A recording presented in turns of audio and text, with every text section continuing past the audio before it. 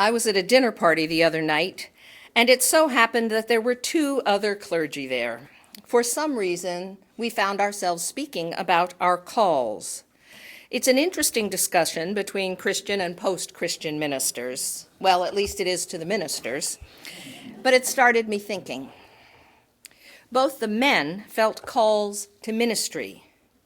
I felt called to seminary and perhaps the church, but not necessarily to the ministry, because even then, at 33, I did not know, nor had I even seen any women ministers. But wait, maybe there was a missionary once, but I don't even have a yard, so you can't imagine that I would feel called to Africa. Never mind the inappropriateness of importing white Christianity to indigenous peoples of other cultures, they have serious out of doors there. If that was women in ministry, I was pretty sure I didn't want a part of it. But mostly, I couldn't imagine that I might be called to the work and what I might bring to the work. Literally could not imagine, had no reference point. For me to understand, my understanding of call had to transform almost as much as my understanding of the worth of my own capabilities. I had to leave the faith of my childhood, find strength and inspiration in images of the divine feminine, and do my spiritually based work outside of any religious establishment before I could begin to conceive of this journey with you. And then you hear Phoebe's story and think, why didn't I know that history? Why didn't I know about Unitarian Universalism, even though there were Unitarian Universalists at the seminary? It is, however, relieving to know that my death certificate will not read housewife. It's more likely to say, not really much of a housewife. But the notion of call, of some inner compulsion to engage in the work of meaning and justice-making, I believe has been too narrowly defined. It's seen as something rare and precious in the not-so-lovely sense of that word.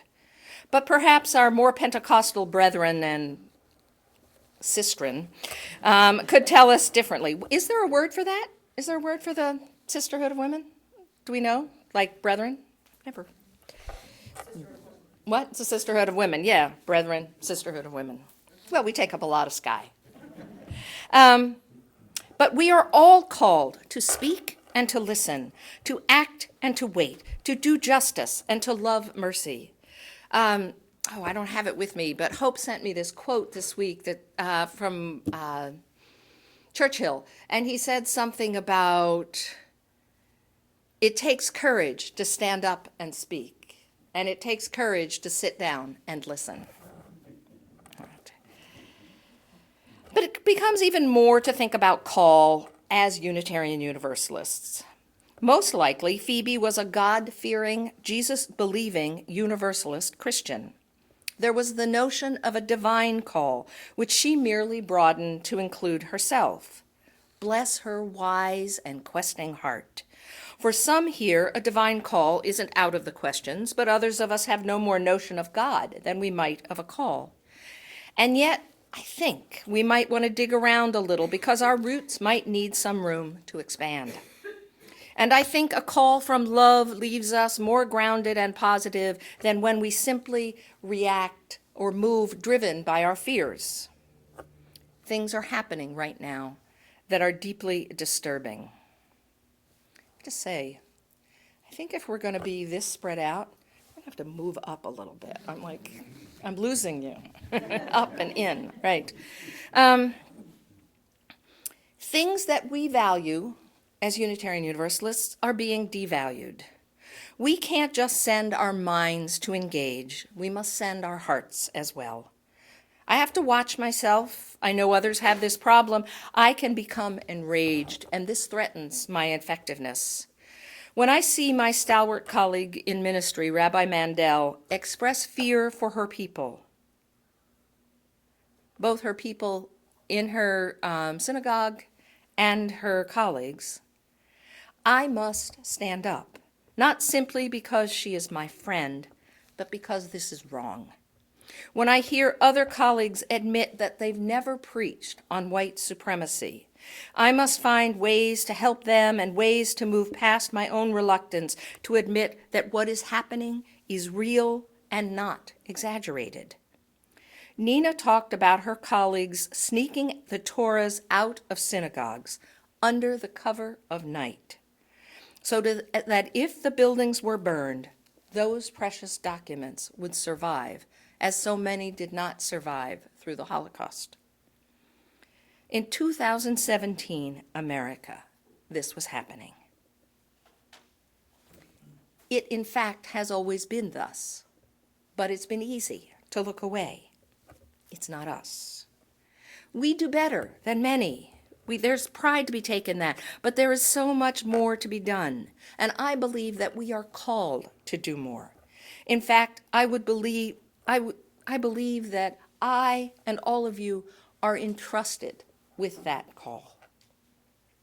Right now, we have to admit who is being killed. 9 out of every 100,000 men, black men in Kansas City, are killed by police every year. The city murder rate for all kinds of murder is 5 out of every 100,000. We must look at who is being denied the right to work and to live here, and then we must understand who will profit from the deportation of immigrants, even as food that will feed our people is being left to rot in fields. And who will profit?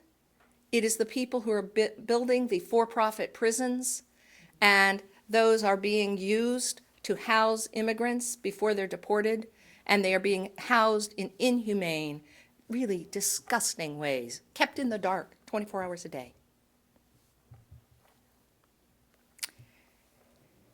And we must understand that although we are all damaged by this, and I believe our souls are damaged by this, people of privilege are far less affected. Although it is true that Unitarian Universalists are also at some risk, our kids are bullied at school because they don't believe what everyone else does. I will never forget Ben Coons talking about being ridiculed, first because he was a UU and also because he was a Jew. Our little kids are excluded and demeaned as well, and I'm sure our adults are. In the first project Barry and I did out of seminary, trying to envision a green theology for an Episcopal camp, rewriting the words for the beauty of this earth, Barry was dismissed, not from his job, but casually dismissed as a traitor to his faith, and I was called a satanic witch in a local paper. Luckily, it was not my local paper. That's not the kind of local girl makes it big story my parents would have enjoyed reading. We have to prepare our children for the times we cannot protect them. We have to teach them to stand up, but we have to teach ourselves to stand up. We have to model this. To do this, we must be aware. It has to be discussed. Much of the struggle that we have in this community is that of white privilege. I read a piece the other day that stated, is all it means when people say you're speaking from a place of privilege is that you're likely to underestimate how bad the problem is by default because you're never personally exposed to that problem. This is not a moral judgment on how difficult your life is. But that calling, or is it a calling out, is real for more than ministers, whether we understand it as a still small voice within or the gentle urging of our neighbors as they grow to understand our talents. What's happening in the world calls us all, whether we're talking about the political climate or the natural one. We're being called to wake up and participate. Right now, I imagine the still small voice of God transformed into a klaxon plea for help. As it said in the reading this morning, comfort ye my people. Saith your God. God asks for our help. We're being asked in a loud and desperate cry to do something. Somebody do something. we're somebody. In this, God recognizes us as empowered agents. And if you think of how most people talk about what Hebrew scriptures say, it's mostly you hear it interpreted as a time in which the God of the Hebrews overwhelms the God or the people. And in this, God is saying, I am helpless here. Help. We are very lucky here. We have a home now. Only 25 years in the wilderness. Sure, we have bills to pay, but we always did. And of course, there are things we'd like to change. That will come, or it won't. I don't know about you, but it all feels different already, not simply because we have more room, but I've wandered around this place a lot this week, and it's far less chaotic, even with nothing decided and things still finding their places, than it's ever been. We all helped. And let me say, do not miss this opportunity to go back and ooh and ah at what Sarah has wrought in the kids' room. They're amazing, and it's her. And she put away all that paper. I mean, she's stunning. There are new keys and enough insurance. There will be Wi-Fi throughout the building.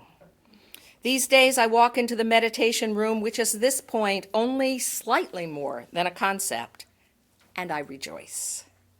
I consider that after we celebrate among us, we will invite the wider community to eat with us and to bless our building. We have a date for that, right? November 8th? Is that what we said? I think. We'll let you know. And I realize this will be the first time that our neighbors have been invited to join with us and break bread in our home. It's so exciting. It's so exciting. I think having a home will make it far easier to respond to our calls, both individual and communal. Or it will if we commit to building a good life here.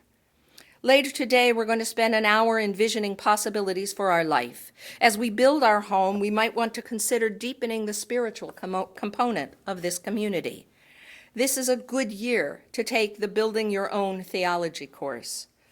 For some reason, all of a sudden, this week, I started showing up on the Dorothea Dix UU Church in New Jersey, being invited to participate in their Building Your Own Theology course. I finally wrote and said, is there a particular reason you think I need to take this course?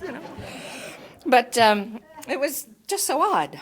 Never heard from them before. They finally agreed to take me off. After 4 or 5 messages, they're going to take me off. But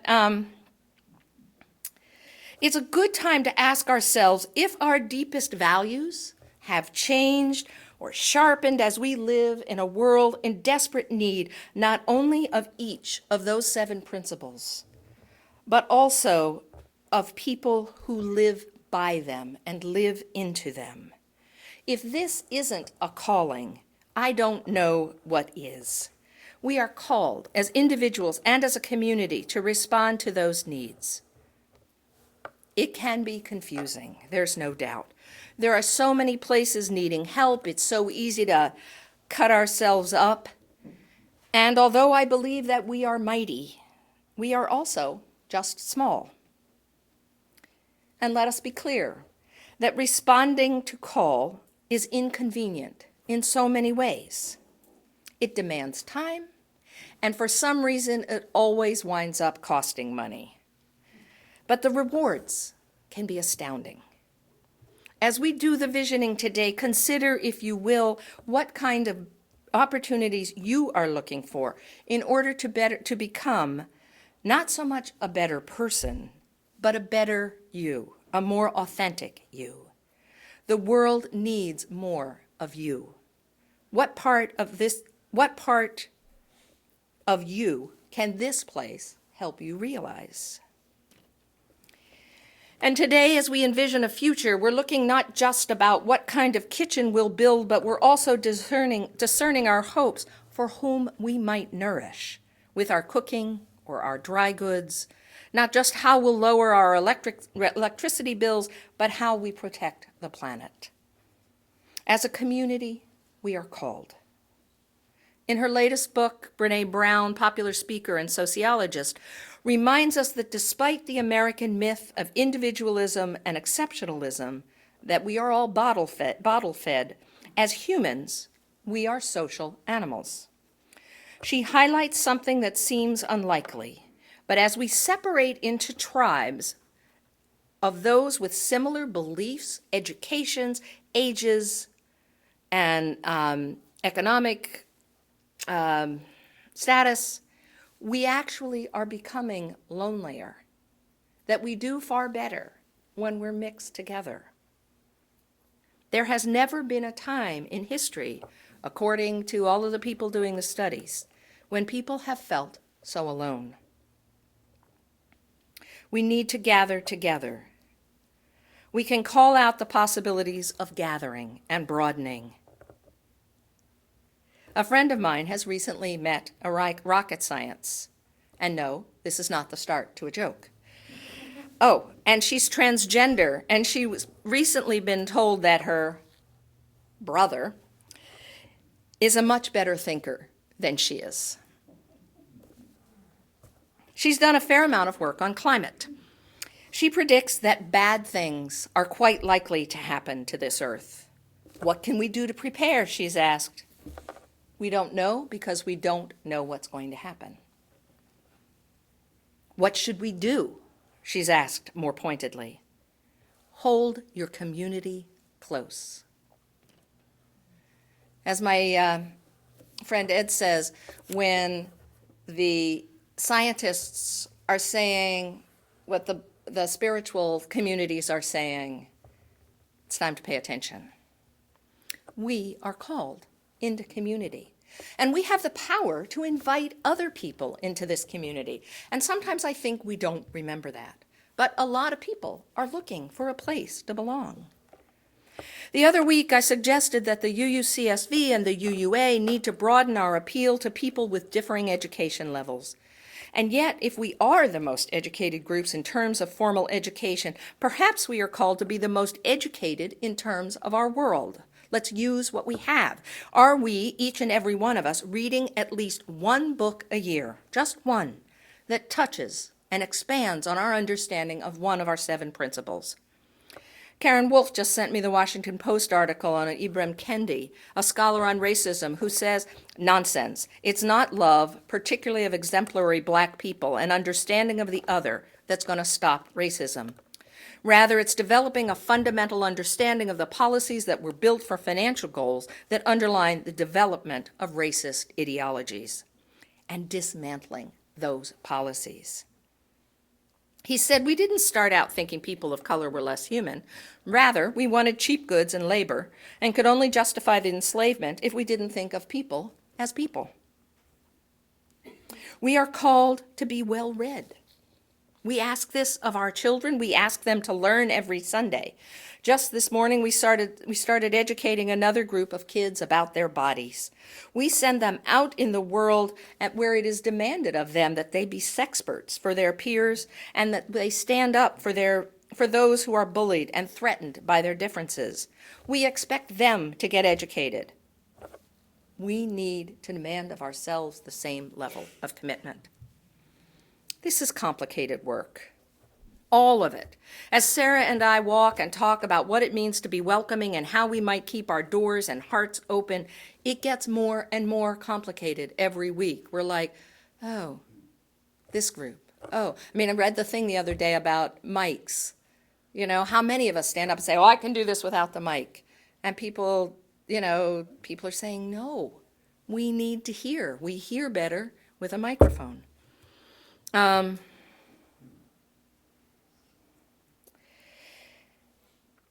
This is what we all want. There is no doubt to be more open. We are generous and giving, but it's always more complicated than we think. And then yesterday, as I was writing this, I heard from a man. He and his wife needed 2 nights in a hotel before their housing kicks in. Can we help? Well, I'm not sure. There's a lot of need right now. And maybe I can help this guy, and maybe my buddy at Zion can go halvesies with us. It's the end of my month. I don't have 2 nights at a hotel to offer personally. Is there enough money in our discretionary account? I don't know.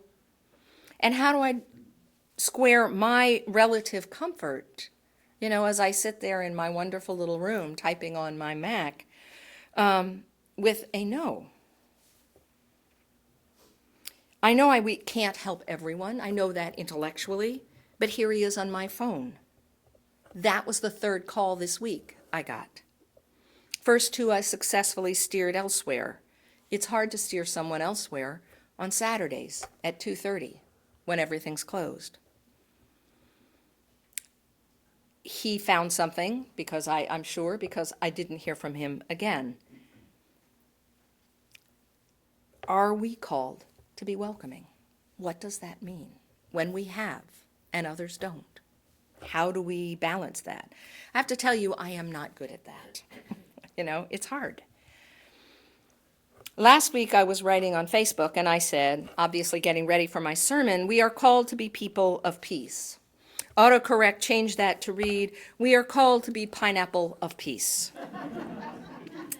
Someone immediately wrote about how the pineapple was a sign of welcome in colonial times. And that was because they were exotic, they were expensive, and they were hard to get. In fact, apparently they were so wonderful that hostesses used to rent them. Just having one in your home was really important, so hostesses used to rent one to have in their home for their Saturday dinner when guests were coming, and then they gave it back and it got sold to somebody who could actually afford to buy it. I immediately thought, wow, when we invite the outside world, we should offer them pineapple. And I sort of like the notion of our being called to be welcoming pineapples of peace. A bit tough and spiny on the outside, but sweet and juicy within. Not too common, difficult to peel, but worth the effort. But think about it, will you, as we vision, not so much the pineapple, but the calling. We are so needed, and we are an answer. Blessed be.